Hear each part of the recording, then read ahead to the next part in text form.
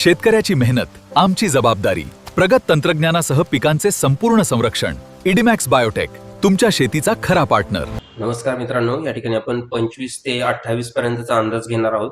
25 आणि 25, 26, 27 आणि 28, 29 जून पर्यंत आपल्याला अंदाज घ्यायचा आहे. तर यामध्ये आपल्याला कोणकोणत्या जिल्ह्यात जोरदार पावसाची शक्यता वर्तवली जाणार आहे. याआधी आपण जे व्हिडिओ बघितलं की ते 24 तारखेपर्यंत आपल्याला बऱ्याचशा भागात जोरदार पावसाची शक्यता बघायला मिळालेली आहे. आपण काही भाग जो असा होता की बुलढाण्याचा काही भाग राहिलेला आहे, तसेच जळगाव आहे, धुळे, नंदुरबार आणि नाशिकच्या काही भागात आपल्याला पाऊस आतापर्यंत कमजोर बघायला मिळालेला आहे. मग आता पुढे 25 तारखेपासून ते 29 तारखेपर्यंत काय स्थिती आहे आपण या ठिकाणी घेणार आहोत, माहिती घेणार आहोत. तर आता या ठिकाणी अरबी समुद्रामध्ये बहुतांश ठिकाणी आता कमी दाबाचे क्षेत्र आणि हिंद महासागराचे आता कमी दाबाचे क्षेत्र बघायला सुरुवात झालेली आहे. मग पुढे हे कमी दाबाचे क्षेत्र किती दिवस राहील ना, हा पाऊस आपल्याला काही फक्त 4-5 दिवसासाठीच आलेला आहे का नाही, ही सुद्धा माहिती आपण या व्हिडिओमध्ये घेणार आहोत. त्यामुळे कुठे स्किप करू नका. आता या ठिकाणी आपण 25 तारखेचा अंदाज घेऊ. 25 तारखेला सकाळच्या वातावरणामध्ये जर बघितलं तर आपल्याला किनारपट्टीपासून ढगाळ वातावरण बघायला मिळत आहे. काही भागांमध्ये आपल्याला ढगाळ वातावरण पण नसणार आहे, परंतु 25 तारखेनंतर दुपारनंतर बदल झालेला आपल्याला या ठिकाणी बघायला मिळणार आहे. तर हा जो बदल आहे मित्रांनो, हा संध्याकाळी आपल्याला बघायला मिळत आहे.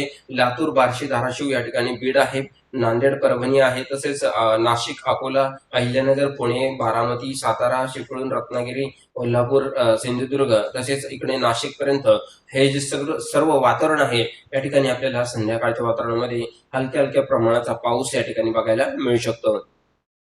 त्यानंतर मध्यरात्री काही बदल होतोय का आपण या ठिकाणी बघूया. म्हणजे 25 तारखेला पावसाचं जे प्रमाण आहे ते फार कमी प्रमाणामध्ये आपल्याला बघायला मिळत आहे. 24 तारखेपर्यंत पाऊस बघितला, परंतु 26 तारखेनंतर पुन्हा एकदा आपल्याला जोरदार पावसाची शक्यता आणि सुरुवात चांगली बघायला मिळू शकते. मग ती कोणत्या जिल्ह्यात असणार आहे ते आपण या ठिकाणी घेऊया. या ठिकाणी आपण माहिती घेऊया. तर कोल्हापूरमध्ये 26 तारखेला संध्याकाळच्या वातावरणामध्ये जर बघितलं तर कोल्हापूर, सिंधुदुर्ग आणि सातारा, तसेच सांगलीमध्ये आपल्याला हलक्या पावसाची शक्यता आहे. त्याचप्रमाणे आपल्याला परभणी आणि नांदेड, लातूर, धाराशिव आणि सोलापूर इथे आपल्याला हलका मध्यम पाऊस बघायला मिळत आहे. परंतु आता जो 27-28 तारखेचा जो पाऊस आहे तो अति जोरदार आहे. आपण सुरुवातीला एक झलक बघितली होती आधीच्या व्हिडिओमध्ये, तीच अपडेट आता आपल्याला या ठिकाणी घ्यायची आहे. तसंच 26 तारखेला रात्रीच्या वातावरणामध्ये जर बघितलं तर चंद्रपूर आणि गोंदियाच्या काही भागात आपल्याला हलका पाऊस आहे.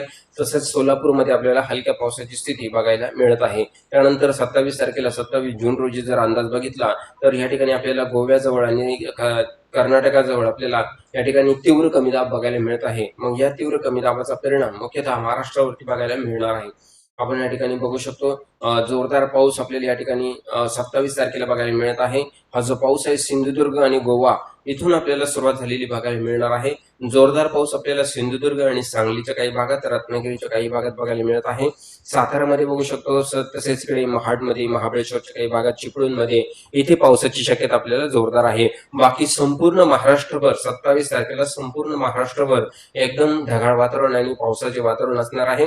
आणि बहुतांश जिल्ह्यांमध्ये, तालुक्यांमध्ये आपल्याला रिमझिम पाऊस सुरूच राहणार आहे. हा काही जोरदार पाऊस आपल्याला बघायला मिळणार नाही, परंतु रात्रीच्या वातावरणामध्ये जर बघितलं तर धाराशिव, बार्शी, सोलापूर, लातूर, केज या ठिकाणी आपल्याला निलंगा आणि औसा इथे आपल्याला थोडासा जोरदार पाऊस बघायला मिळू शकतो. बाकी इतरत्र भागात जर बघितलं तर ढगाळ वातावरण राहणार आहे.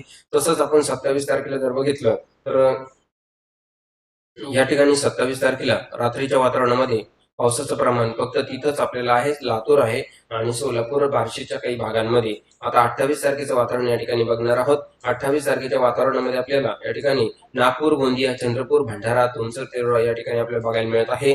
वर्धा, हिंगणघाट, चिमूर आहे, उमरेड आहे, इथे सुद्धा आपल्याला हलक्या हलक्या पावसाची शक्यता 28 तारखेला पहाटेच्या सुमारास आहे. तसेच पंढरकवाडा, उमरखेड या ठिकाणी जर बघितलं इथे सुद्धा आपल्याला हलक्या पावसाची शक्यता आहे. पाहिजे तसा जोरदार पाऊस या ठिकाणी नाहीये, अति जोरदार पावसाची शक्यता या ठिकाणी सुरुवात झालेली आहे.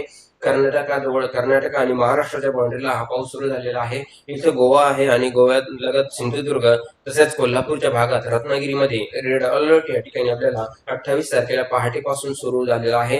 हा तीव्र कमी दाब असल्यामुळे या ठिकाणी आपल्याला अति जोरदार आणि मुसळधार पाऊस आपल्याला या ठिकाणी बघायला मिळत आहे.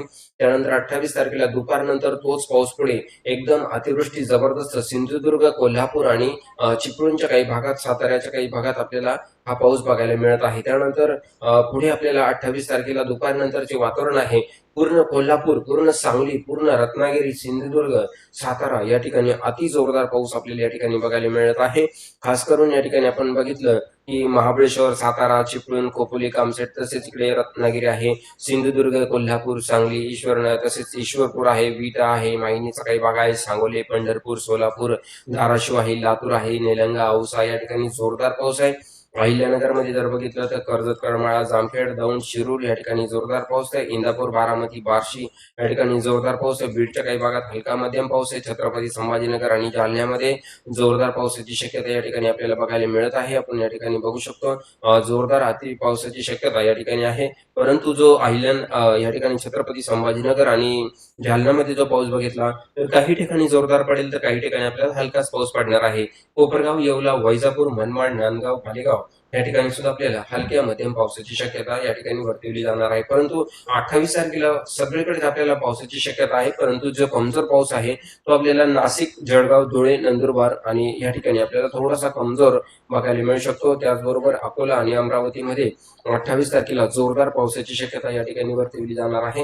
या ठिकाणी आपण बघू शकतो करंजा, लाडचा काही भाग आहे, आरवी आहे, तसेच मंगळूरपीरचा काही भाग या ठिकाणी आहे. जोरदार पाऊस आहे. अंचलपूर आहे, इथे सुद्धा आपल्याला जोरदार पावसाची शक्यता बघायला मिळत आहे. परभणी, जिंतूर, पारतूर, अंबड, जालना या ठिकाणी मांजलगाव आहे, हिंगोली आहे. जोरदार पावसाची शक्यता या ठिकाणी वर्तवली जात आहे. आपण या ठिकाणी आता 28 तारखेचं वातावरण बघितलेलं आहे. जामखेड आहे, कर्जत आहे, या ठिकाणी सुद्धा जोरदार पावसाची शक्यता आहे. आणि किनारपट्टीला हा जो पाऊस आहे तो अति जोरदार पाऊस आपल्याला या ठिकाणी बघायला मिळालेला आहे.